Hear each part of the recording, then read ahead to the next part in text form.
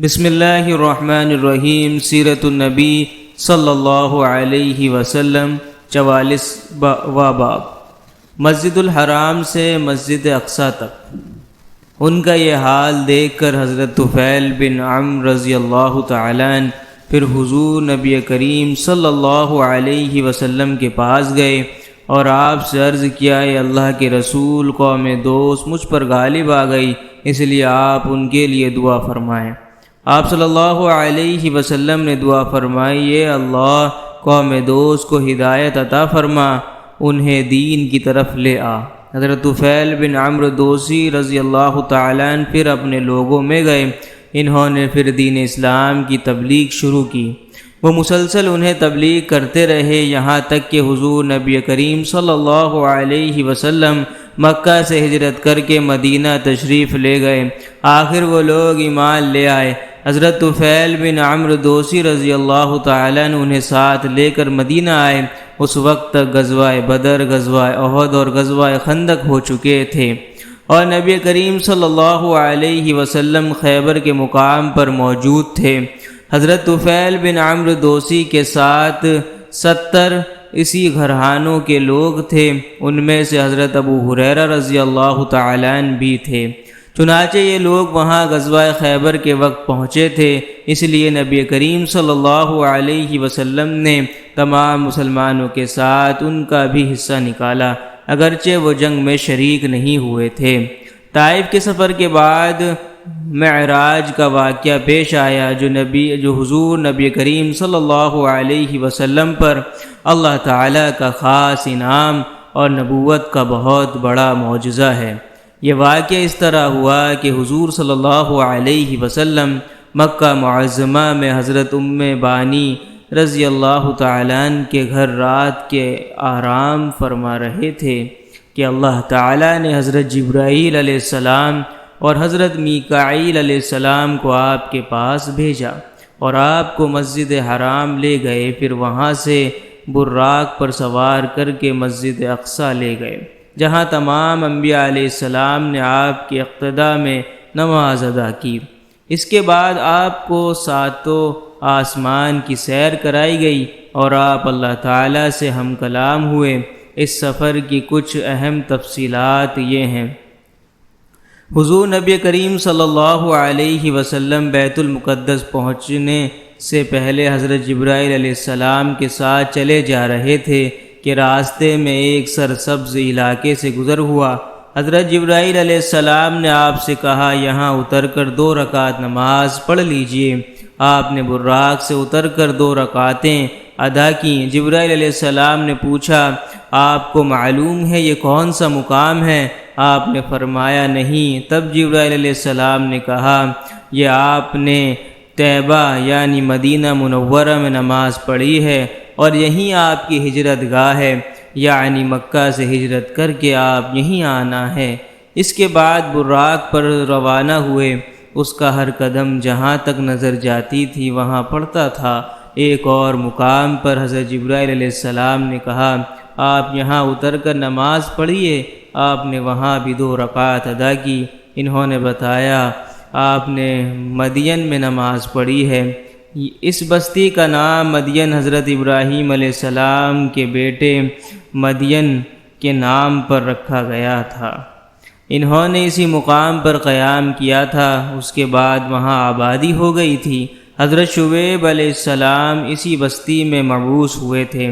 اس کے بعد پھر آپ اسی براق پر سوار ہوئے۔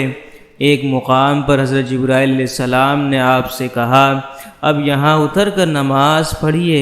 آپ یہاں اتر کر نماز پڑھیے۔ آپ 2 رکعت نماز ادا کی۔ حضرت جبرائیل علیہ السلام نے بتایا، یہ بیت اللحم ہے۔ بیت اللحم بیت المقدس کے پاس ایک بستی ہے جہاں حضرت عیسیٰ علیہ السلام کی پیدائش ہوئی تھی۔ اسی سفر میں آپ نے اللہ کے راستے میں جہاد کرنے والوں کا حال دیکھا، یعنی آپ کو آخرت کی مثالی شکل کے ذریعے مجاہدین کے حالات دکھائے گئے۔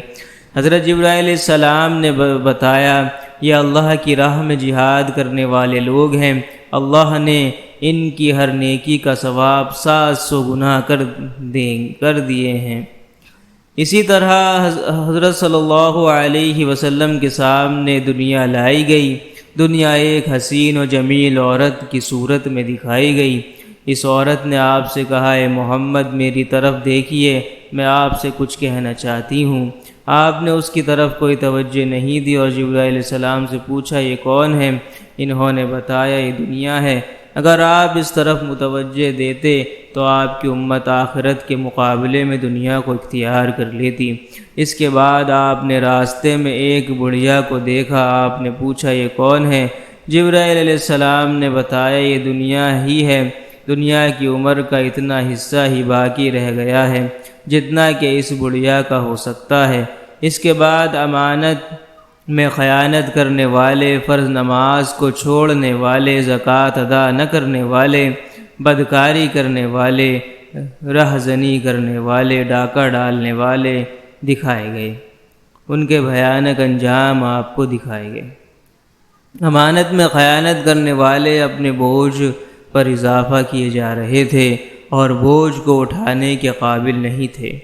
فرض نمازوں کو چھوڑنے والوں کے سر کو کچلا جا رہا تھا، ان کے سر ریزہ ریزہ ہو رہے تھے اور پھر اصل حالت میں آ جاتے تھے۔ کچلنے کا عمل پھر شروع ہو جاتا تھا، غرض انہیں ذرا بھر مہلت نہیں دی جا رہی تھی۔ اپنے مال میں زکوٰۃ ادا نہ کرنے والوں کا انجام آپ نے دیکھا کہ ان کے سطر پر آگے اور پیچھے پھٹے ہوئے چیتڑے لگے ہوئے تھے۔ وہ اونٹوں اور بکریوں کی طرح چر رہے تھے اور زقوم درخت کے کڑوے پتے اور کانٹے کھا رہے تھے۔ زقوم درخت کے بارے میں آتا ہے کہ اس قدر کڑوا اور زہریلا ہے کہ اس کی کڑواہٹ کا مقابلہ دنیا کا کوئی درخت نہیں کر سکتا۔ اس کا ایک ذرہ دنیا کے میٹھے دریاؤں میں ڈال دیا جائے تو تمام دریا کڑوے ہو جائیں۔ نبی اکرم صلی اللہ علیہ وسلم کا دنیا میں مذاق اڑانے والوں کو بھی یہ درخت کھلایا جائے گا۔ اس درخت کے پتوں اور کانٹوں کے علاوہ وہ لوگ جہنم کے پتھر چباتے نظر آئیں گے۔ بدکاروں کا انجام آپ نے دیکھا کہ ان کے سامنے دسترخوان لگے ہوئے تھے۔ ان دسترخوانوں میں سے کچھ نہایت بہترین بھنا ہوا گوشت تھا، کچھ میں بالکل سڑا ہوا گوشت تھا۔ وہ اس بہترین گوشت کو چھوڑ کر سڑا ہوا بدبودار گوشت کھا رہے تھے اور بہترین گوشت نہیں کھا رہے تھے۔ ان کے بارے میں جبرائیل علیہ السلام نے آپ کو بتایا، یہ آپ کی امت کے وہ لوگ ہیں جن کے پاس پاک اور حلال عورتیں تھیں، لیکن وہ ان کو چھوڑ کر بدکار عورتوں کے پاس جاتے تھے، یا یہ وہ عورتیں تھیں جن کے خاوند تھے لیکن وہ ان کو چھوڑ کر بدکار مردوں کے پاس جاتی تھیں۔ سود کھانے والوں کا انجام آپ کو یہ دکھایا گیا کہ وہ خون کے دریا میں تیر رہے تھے اور پتھر نگل رہے تھے۔ آپ کو ایسے عالموں کا انجام دکھایا گیا جو لوگوں کو واعظ کیا کرتے تھے اور خود بے عمل تھے۔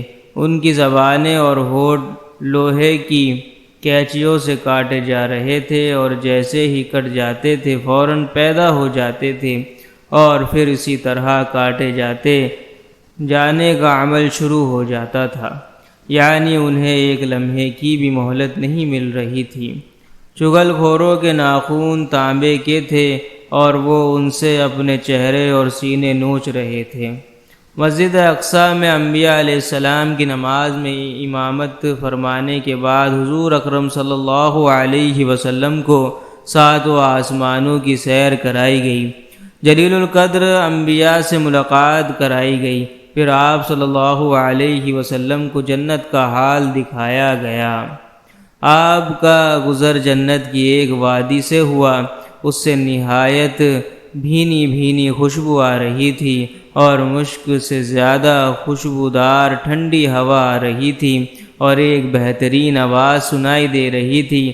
وہ آواز کہہ رہی تھی، میرے عشرت قدح میں ریشم موتی سونا چاندی مونگے شہد دودھ اور شراب کے جام و کٹورے بہت زیادہ ہو گئے ہیں۔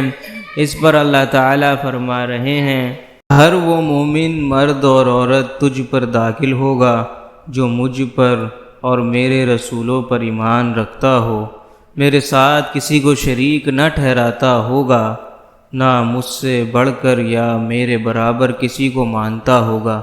سن لے، جن کے دل میں میرا ڈر ہے، اس کا دل میرے خوف کی وجہ سے محفوظ رہتا ہے۔ جو مجھ سے مانگتا ہے میں اسے محروم نہیں رکھوں گا، جو مجھے قرض دیتا ہے یعنی نیک عمل کرتا ہے اور میری راہ میں خرچ کرتا ہے، میں اسے بدلہ دوں گا۔